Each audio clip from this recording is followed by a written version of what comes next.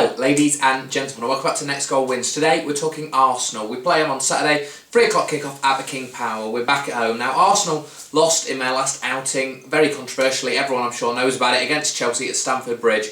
Gabriel got sent off, that's now been rescinded. Cavani got sent off as well, and Costa got a retrospective ban for basically being an idiot. No one likes Diego Costa, let's be honest. But yeah, back to Arsenal. Arsenal only lost 2 games this season. Matt won, and first game of the season at home to West Ham, who became the away specialist before getting toppled in the cup by us. So, what do we think Arsenal will bring? It's easier than other previews I'll do because we know what Arsenal will bring. They've got either pace if they play Walker up front, or a big man if they play Giroud up front. They've got Sanchez on one wing, they've got Ramsey will play on another, Cazorla, Coquelin will play in behind, and then they'll have that same back four as always, and obviously checking goals. So, I think it's going to be a tough game, but saying that, I do think we can beat them. We're obviously at home, we've got a lot going for us. They'll be missing Cavani, so someone will have to come in place of him.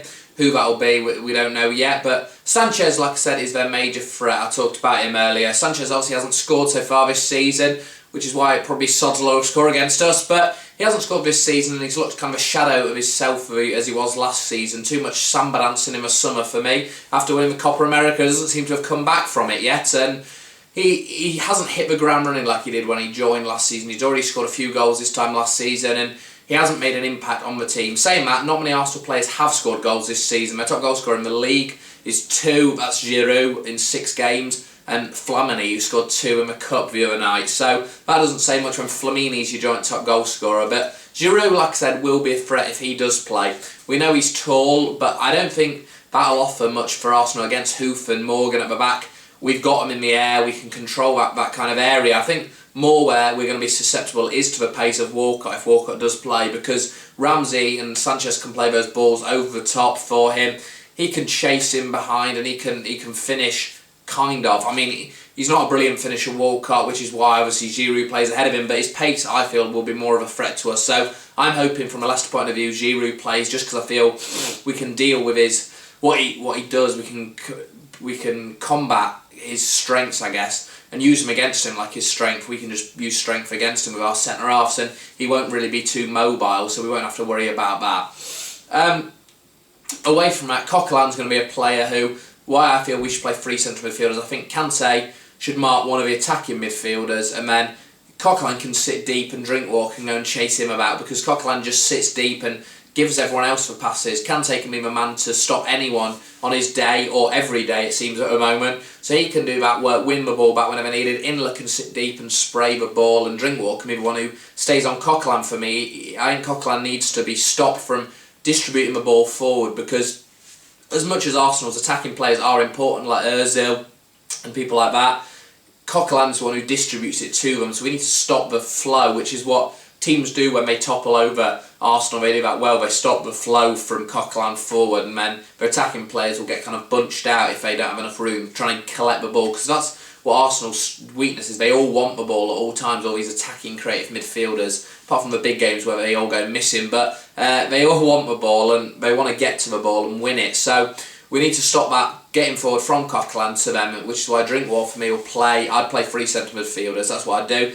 And then going forward, I dropped Okazaki. I'm playing 1 up front, you can see on my formation, Vardy, and then Albrighton and Mahrez in behind. I'm going to go for Mahrez not on the wing. I think Mahrez should be given kind of a floating role, because defenders seem to have worked him out, fullbacks, on when he's going to come inside, when he's going to go the other way. When he's running down the middle, he looks a much more bigger threat for the opposition. They can't seem to read which way he goes. When he comes down the middle, he can burst with pace and take it one way and win a free kick. So for me, he's got to play in behind the striker. Like I said, he's dangerous playing off the man, not hugging the touchline like Albrighton is, for example, on the other side. And Mark, for me, has to start just because of his performance in the Cup the other day. I thought he was excellent again. His crossing, we all know, is a massive asset for us, and it was the other night. His crossing was phenomenal. Once again, he got brilliant whip crosses in, meeting the head of beating every defender's head and getting pretty much to our attacker every time. And Albrighton offers that, whereas Mahrez offers the penetrative attack. And any corners we get,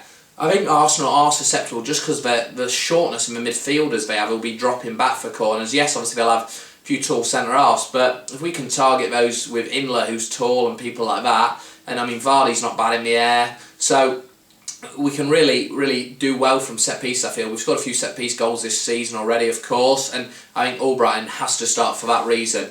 You can see below I've put where the goals have come for each side, and it's phenomenal how many goals we've scored in the last 10 minutes. Everyone's talking about it in the Premier League. We all know about it as fans, and it is incredible we scored so many goals in the last 10 minutes of games and coming from behind to get something from games. Hopefully they can all have a pizza from Ranieri this game and we won't concede a goal. God knows if it'll happen or not. It probably won't. We seem to concede every game but not lose. So I'm not sure we will concede if Arsenal aren't on full strength. I remember when we played them last year and we got that draw against them when Ulloa scored and Sanchez scored for them. They had Sanogo up front. It was really ineffective, but Sanchez scored purely because they passed the ball around so nicely. And that day we didn't have someone to break up the play, which is what I think we have in Kante, which will help us this season. I don't think Arsenal will be expecting Kante to be the force he is. I don't think they'll know enough about him.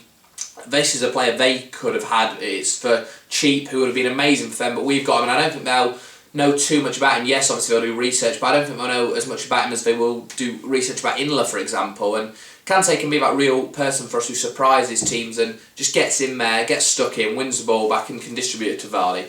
Vardy has to use his pace in this game. I almost thought put Okazaki in my team I would play, but I think Vardy's fast enough on his own. I don't think he needs Okazaki. Okazaki's done nothing in the past 2 games in the league, and Vardy has pace to get in behind the centre-halves and behind the full-backs. Obviously Bellerin's fast, and the other left-back, Monreal, if he plays, or Gibbs, whoever it will be, are fast. So Vardy's not going to have an easy time, but behind those centre-halves, I think they look susceptible and we can get in with pace there. Obviously we've got Cech in goal, who's a bit of a stalwart, difficult to beat, but we can get past him.